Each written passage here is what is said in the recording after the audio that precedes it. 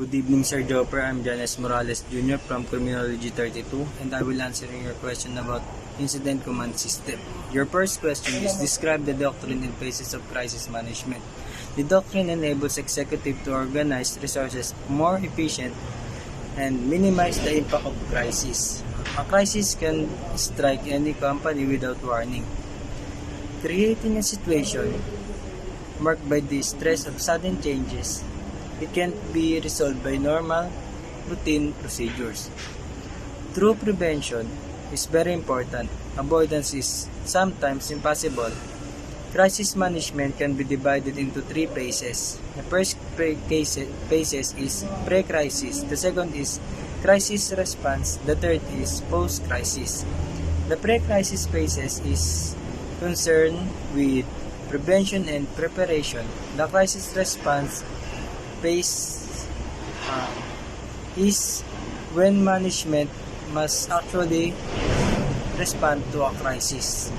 For the number 2 question, what are the different negotiation models? The first one is integrative negotiation or win-win approach. This negotiation approach is also called as collaborative or creating value approach. It is superior to all negotiation approaches. It results in both parties feeling that they are achieving what they wanted. It results in satisfaction for both parties. It has the following characteristics. The second one is competitive zero-sum or claiming value approach. This approach is based on the premises that one person can win only at the expense of the other. In the mood, one seeks to gain an advantage through concealing information, misleading, or using manipulative action. The third one is lose-lose approach. This negotiation approach is adopted when one negotiation partner feels that his own interests are threatened and he does all he can to ensure that the outcome of the negotiation is not suitable of the interests of the other party as well. In the bargain, both parties end as being the loser.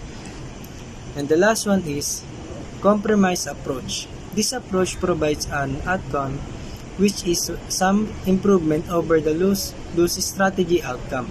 To avoid a lose situation, both parties give up a part of what they had originally sought and settle for something less than that. For the number 3 question, how to establish an incident command post or the ICP?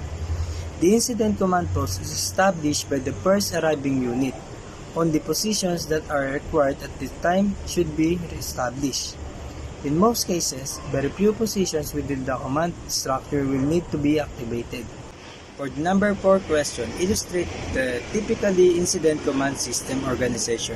The ICS organization as an on-scene level command and management structures should be located at the ICPA, which is generally located at or in the immediate proximity of the incident site. It is not a permanent structure, nor will replace existing DRRMC. Other similar organizations in public and private agencies of entities, it is designed to enable effective and efficient incident management by integrating a combination of facilities, equipment, personnel, and procedures and communication operating within a common organizational structure. For the number 5 question is, describe the concept of the chain of command in ICS. It is an organizational structure. Chain of command refers to a company's hierarchy of reporting relationships. From the bottom to the top of an organization, who must answer to whom, the chain of command not only establishes accountability, it lays out a company lines of authority and decision-making power.